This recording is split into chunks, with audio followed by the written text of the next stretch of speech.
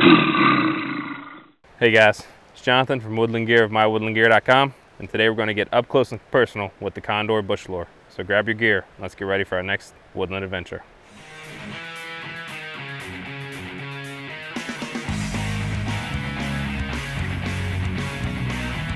So here we have the Condor Bushlore, and the first thing you'll notice is that it comes with a pretty awesome little sheath. It's a nice high quality leather sheath. It's got some really nice stitchings and some grommets and a nice little belt loop, and it's really solid, and it's just a high quality sheath. It's really nice, and it's kind of unusual for a knife in this price range to have a nice sheath like that. So that's definitely a plus. The material is 1075 high carbon steel, which is a little bit softer steel than 1095. So you will have to sharpen it more often, but that also means that it's gonna also be a little bit easier to put an edge on. So it's kind of like tit for tat. Does have a real wood, hardwood handle, which is good because it feels really nice and looks really nice and classy, but you'll also have to make sure you keep it maintained and oiled and stuff. So just keep that in mind when getting wooden scales or handles. So up close, the knife is actually a handsome little knife. Fits well in the hand. The grip is a little bit big for some people, but depending on how you hold it, it makes it a little bit better. Like if you hold it a little bit at an angle for a little bit of fine work. But the blade does have the nice spear point and the flat grind on it, which is really good for a lot of various bushcraft skills or in situations such as feather sticking or putting your hole in your wood for your fire bow or fire drill or whatever. So that helps out a lot. So those are some good features to have.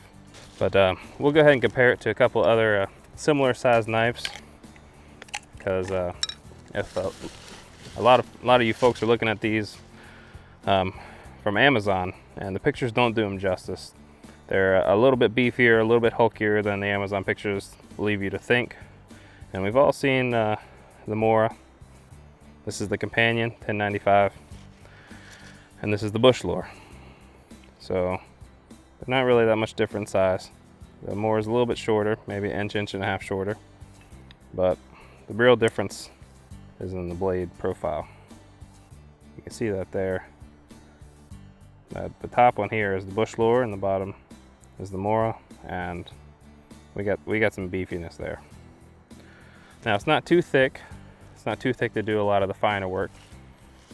Unlike this is the Gerber Strong Arm here. I'll put them up next to each other. And the Bushlore is just a tad shorter than the Strong Arm, but it's also thinner. We'll put them up next to each other so you can see that too. The Strong Arm has just a hair of thickness, and it's a little bit beefier blade, but this is more of a workhorse type knife. So the Condor is a pretty good compromise for size and thickness for durability. It's got that 1075 high carbon steel blade, which is going to make it pretty decent for batoning, which means you won't get so many chips and fractures or anything like that. So that's pretty good. And we're going to go ahead and move on to a couple of the field tests that we like to do to see how this knife performs. All right, so this part you want to be careful because you can get some flyback depending on how hard you cut. But what you want to do is you want to bend it, and right at the bend, you want to just slice through the strands of the tree. The tension helps really get the cut deep in there and helps go through the tree a lot faster. So we bend it and we cut on the bend.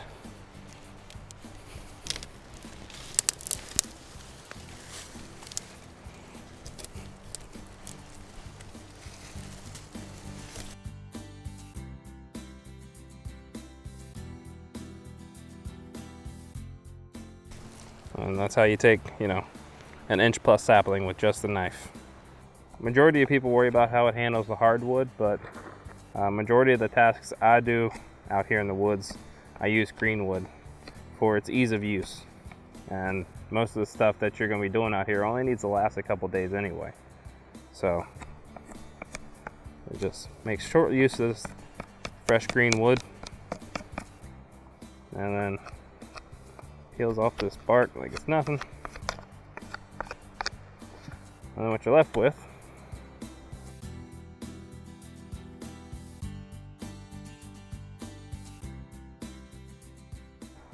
Just a nice little steak. But we'll make some nice gouges in here. And this knife does do an excellent job of getting these notches cut in this green wood. And that's one part where some of the knives will vary. All of them can shave the bark off, all of them can sharpen semi-well, but not all of them make the nice clean notches like you would want for, let's say, a trigger set or anything. But so that's just after a few seconds you got a nice notch that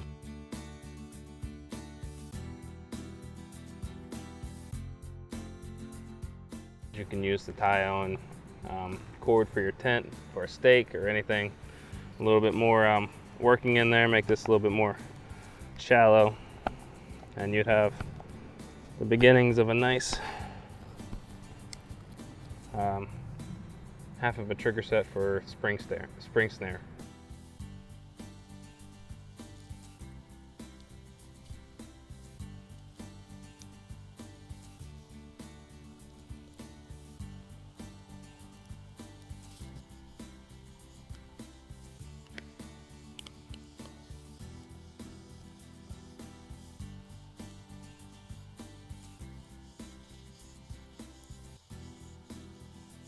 All right, so it's starting to get there. Starting to get some of those nice curls.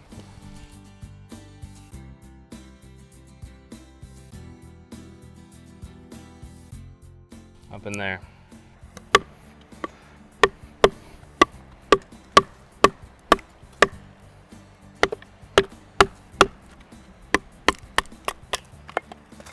Well, this thing split that awesome. That was a beautiful split right there. And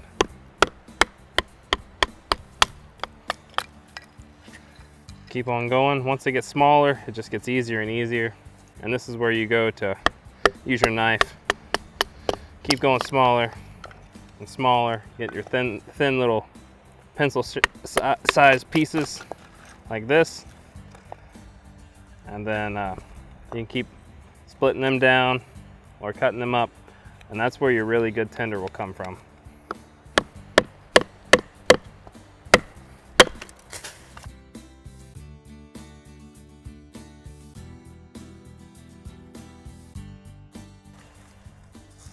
You see how it split right when we got probably about halfway down the blade. The energy just transferred straight from the blade, created that wedge effect, and just split the wood before I even got to the top.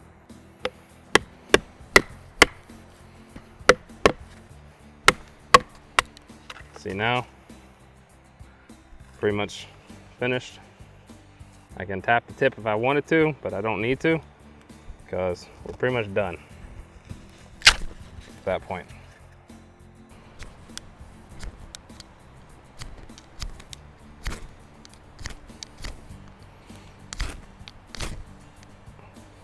Oh.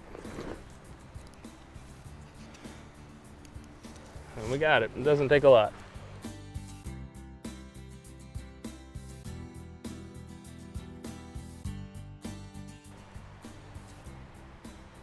Okay, so overall, the Condore Bushlore is an awesome little bushcraft knife. Great for taking out in the woods, screwing around, making out of wood, whatever you want to do. It's awesome for that. Can be carried over, clean game, fish, animals, sure. Just about any knife can do that. Just got to be careful of the point if you don't want to penetrate too deeply.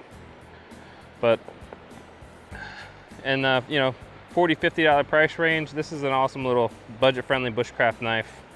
Some people think that 1075 high carbon steel is a drawback, but I kind of like it because it's easier to put an edge on it, especially if you don't like the factory edge. It's just easier to put a new edge on it and go.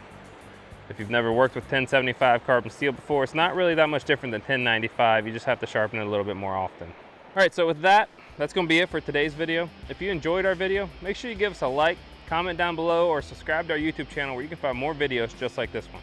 Thanks for watching, and remember, adventure is waiting.